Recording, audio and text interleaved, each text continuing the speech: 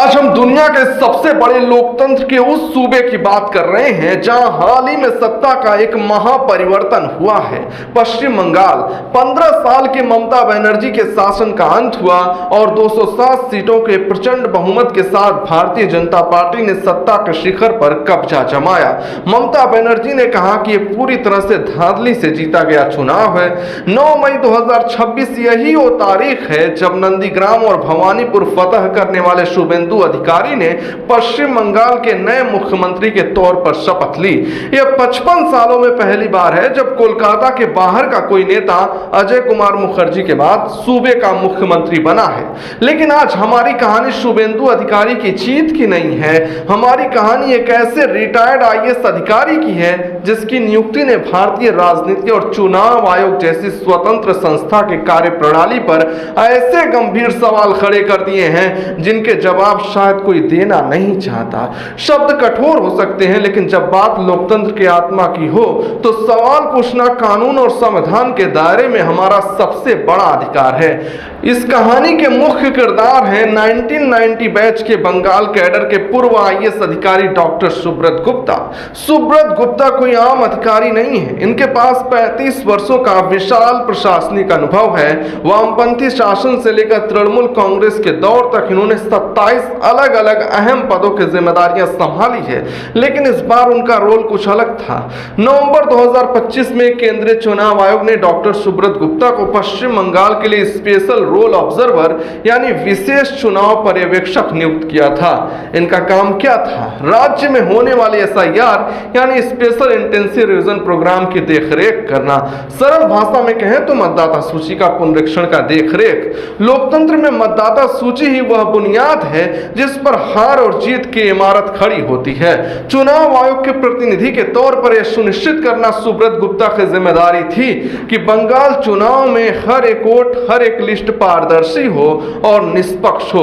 अब जरा क्रोनोलॉजी समझिए। ये वो क्रोनोलॉजी है जो सत्ता के गलियारों में गूंज रही है और विपक्ष को सीधे तौर पर मोदी सरकार, अमित शाह की रणनीतियों और ज्ञानेश कुमार जैसे चुनाव आयुक्तों वाले निर्वाचन आयोग को कटघरे में खड़ा करने का मौका दे रही है। 4 मई 2026 पश्चिम बंगाल चुनाव के नतीजे आते हैं। बीजेपी ऐतिहासिक जीत दर्ज करती है। टीएमसी 80 सीटों पर सिमट जाती है। 7 मई 2026 में राज्य में चुनावी प्रक्रिया पूरी होने के बाद चुनाव आयोग दिल्ली से एक आदेश जारी करता है और डॉक्टर सुब्रत गुप्ता को उनके पर्यवेक्षक के दायित्व से मुक्त कर देता है। 9 मई 2026 शुभेंदु अधिकारी कोलकाता के ब्रिगेड परेड ग्राउंड में मुख्यमंत्री पद की शपथ लेते हैं और उसी दिन, जी हां ठीक उसी दिन, पश्चिम बंगाल के कार्मिक और प्रशासनिक सुधार विभाग से एक आधिकारिक अधिसूचना जारी होती है।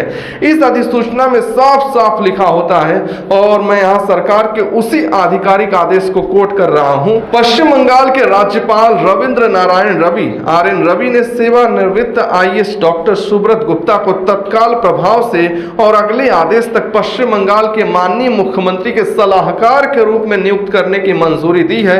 यह जनहित में जारी किया गया है। महज 48 घंटे जो व्यक्ति 7 मई तक चुनाव आयोग की आंख और कान बनकर बंगाल में बैठा था, जो व्यक्ति मतदाता सूची जैसी संवेदनशील चीज का प्रभारी था, वह 9 मई को उसी नई बीजेपी सरकार का मुख्य सलाहकार बन जाता है।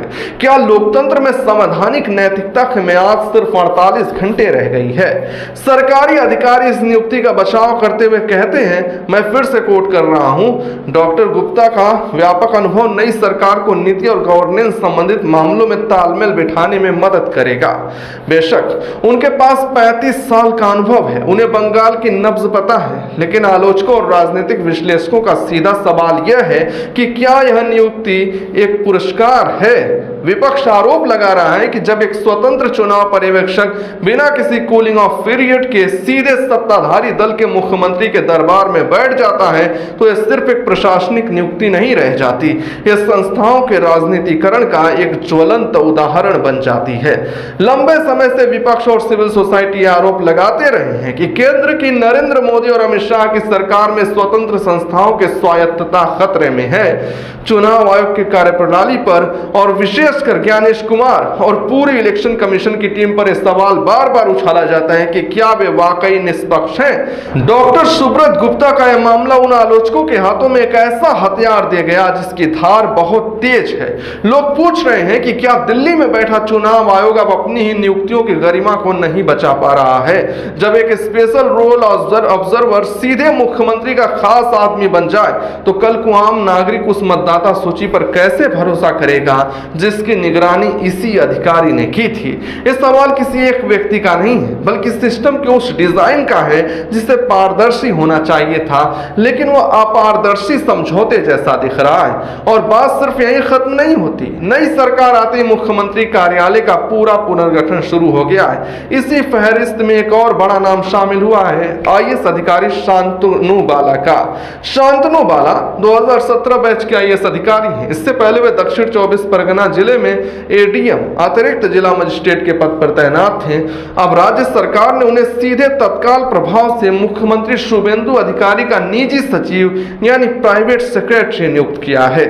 एक तरफ 35 साल का अनुभव रखने वाले सुब्रत गुप्ता बतौर सलाहकार और दूसरी तरफ युवा आईएएस शांतनु बाला बतौर निजी सचिव। शुभेंदु अधिकारी ने अपनी जो कोर टीम बनाई है वह साफ कर रही है कि प्रशासन पर पूरी तरह से एक नई और मजबूत पकड़ बनाई जा रही है। लेकिन सुब्रत गुप्ता की नियुक्ति का जो साया इस नई सरकार की शुरुआत पर पड़ा है उसे मिटाना इतना आसान नहीं होगा। आज की पत्रकारिता में ऐसे सवाल उठाना जोखिम भरा हो सकता है, लेकिन अगर लोकतंत्र के चौथे स्तंभ ने संस्थाओं के इस म्यूजिकल चेयर पर सवाल नहीं उठाया तो फिर कौन उठाएगा। चुनाव आयोग का काम सिर्फ निष्पक्ष चुनाव कराना नहीं होता बल्कि उसका काम यह भी सुनिश्चित करना होता है कि वह निष्पक्ष दिखे।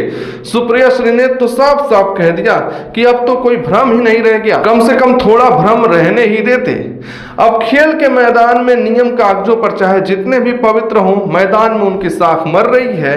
क्या यह सब कुछ कानून के दायरे में हुआ है? तकनीकी रूप से शायद हाँ, एक रिटायर्ड अधिकारी किसी भी पद को ग्रहण कर सकता है, लेकिन क्या यह संवैधानिक नैतिकता के दायरे में है? क्या सिस्टम में कोई ऐसा कूलिंग ऑफ पीरियड नहीं होना चाहिए जो संवैधानिक पदों पर बैठे लोगों को तुरंत राजनीतिक सत्ता का स्वाद चखने में रोके? आज बंगाल की सत्ता बदल चुकी है, शुभेंदु अधिकारी एक नए युग की शुरुआत कर रहे हैं, लेकिन सुब्रत गुप्ता की इस नियुक्ति ने स्पष्ट कर दिया है कि सत्ता का चरित्र चाहे किसी भी रंग का हो, ब्यूरोक्रेसी और राजनीतिक सत्ता का जो गठजोड़ है वो कभी नहीं बदलता। दिल्ली से लेकर कोलकाता तक संस्थाओं की स्वतंत्रता एक ऐसे सवाल बन गई है जो फाइलों में तो जिंदा है लेकिन हकीकत में कहीं गुम हो गई है। आप इस क्रोनोलॉजी के बारे में क्या सोचते हैं? क्या चुनाव आयोग की कार्यशैली और ऐसे अधिकारियों की नियुक्ति पर एक कड़ा कानून नहीं बनना चाहिए? अपनी राय जरूर तय कीजिएगा, क्योंकि अंततः लोकतंत्र आपका है, कीमत भी आपको चुकानी है। वीडियो को लाइक और शेयर ज्यादा से ज्यादा करें, चैनल को सब्सक्राइब जरूर करें।